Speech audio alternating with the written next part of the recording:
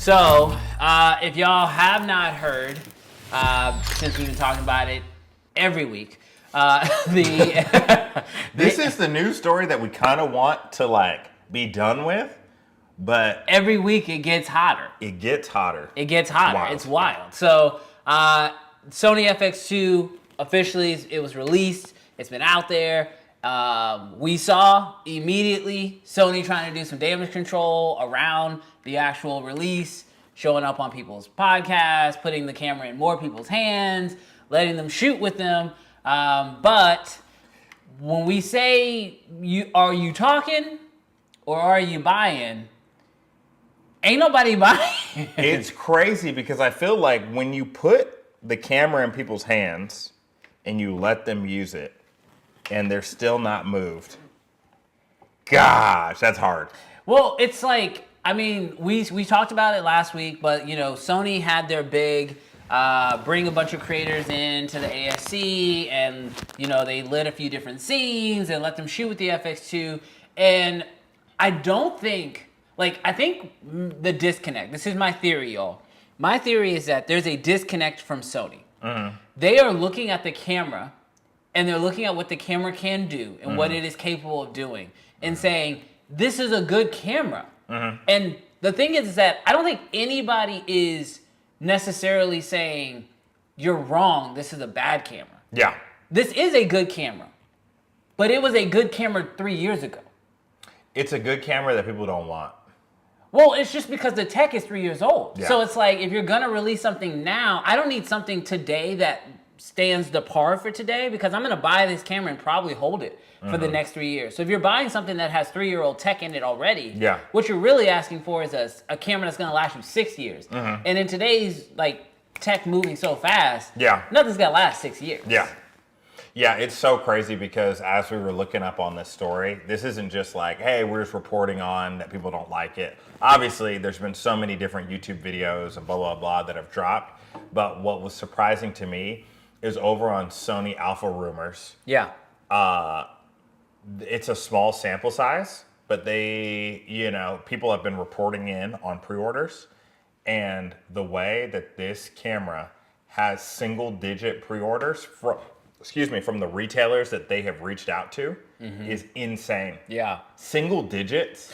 Now, to be fair, those are smaller stores. They're not like a B&H. Yeah. But still, you would imagine in the local areas, people would know that, it'd be faster for me to be able to get it from this local store. Yeah. But single digit. 0 to 1 camera to 5 cameras. It's kind of crazy. I think people are voting with their wallets and saying, this isn't the camera that we want. We want an FX3. We want an FX6. And I keep saying this, this is really the main question that I have for Sony, if they're willing to talk to us after this episode or our past few episodes. They're not going to be willing to talk to us. But my question is who is this camera for? Because, at the price point, it just doesn't feel like it's super beginner, because it's $3,000 or whatever, or almost $3,000, which is not a beginner entrance level. But then it doesn't beat the FX3. It's not a predecessor to the FX3, so it can't be for FX3 shooters. So it's who specifically in the market did you make this camera for? Because I think they got to figure out how to speak to that group, because everybody else is being so loud. It's no, you need to be much louder, but specifically to that group as quickly as you can. Yeah. If they're gonna dude, buy that. I mean this in a good way. I feel like it is good for every camera company to take an L.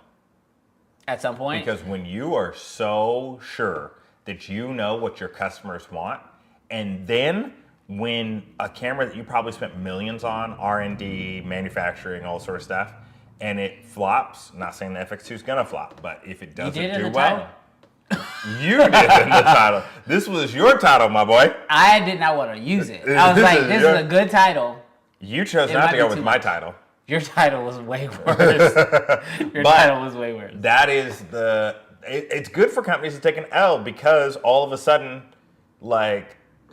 hopefully no one gets fired. Not wishing any malice on anybody. Yeah. But hopefully it makes them go back to the drawing board and say, I think the people want internal NDs. I think they want that. I think they wanted an FX3 too. I think they want 6K. Yeah. I think they want, Yeah. I think they genuinely have that ability to go back and do that. So please don't hear this as Sony hate, because I don't hate Sony. I don't think Brandon hates Sony, but the world hates the FX2. Yeah, well, the wallets have spoken. The wallets. The wallets have spoken. That is the thing. Everyone who I have seen defending this camera, though, who's like, no, this FX2, it's not a bad camera. It's just not for you. And then I'll go, okay, then who's it for? It's for people who need this camera. I'm like, oh, that's great. Because really, I'm like, are you buying? Are you buying? I want someone who bought 3 of these cameras to tell me why. That's what I want. I want to find one person who bought 3 of them because they were like, this is the one. I want to know why. They shoot outdoors. I was going to say, is it the EVF? They shoot outdoors. They want better autofocusing because of the AI chip. What's wrong with what Sony already had? It's just improved. Okay.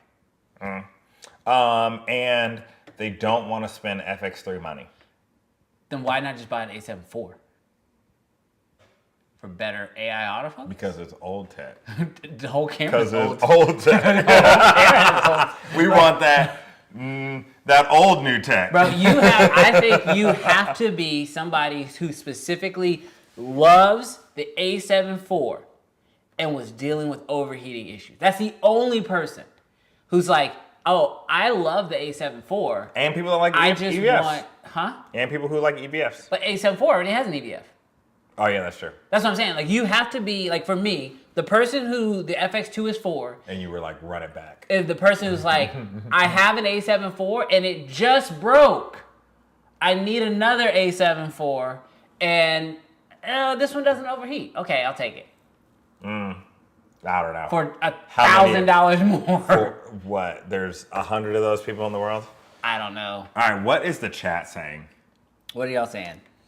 FX body is pretty. I'm with you, Thomas. I 100% agree. I think that the FX body, even though we had it was very loudly, y'all were very loud and slightly disrespectful, I might add, about the fact that the FX body is not a real cinema body. Chat. I don't know if you get served the clips. If you don't get served the clips, go check out our clips, bro. The way that this was universal. I have never taken a bigger L. Universal. Well, I'm not even gonna front with y'all. The way I was like, okay, I lost live, but I'm not gonna lose the clip. And when the clip came out and people were still commenting about how bad I was just like, man, I should have stopped while I was ahead. One of my favorite comments was like, when somebody walks up to you while they're shooting and says, can you take a picture of me? You know you got a mirrorless body. Yeah, I'm not gonna lie. That was the comment where I was like, okay, I might be wrong. I might be wrong. Can you take a picture of me? I might be wrong. But no, Thomas, I 100% agree with you. I think the FX body is very desirable. I want one. I think it is the best, today, it might be the best camera body design for a video focused shooter. And that's because of what it can do, the size of it, not being too large. You can build it out, strip it down, full frame, a little bigger, maybe put some built-in NDs possibly, but what currently exists on the market, it is to me the most desirable design. That said, bro, y'all don't care. The FX2 still ain't selling. Hey, thanks so much for checking out this video. If you enjoyed it, do me a huge favor. Hit that subscribe button. It's absolutely free and you're not gonna wanna miss any other content we have on this channel. And if you did not enjoy this video, you probably shoot Sony. So that's all I'm gonna say.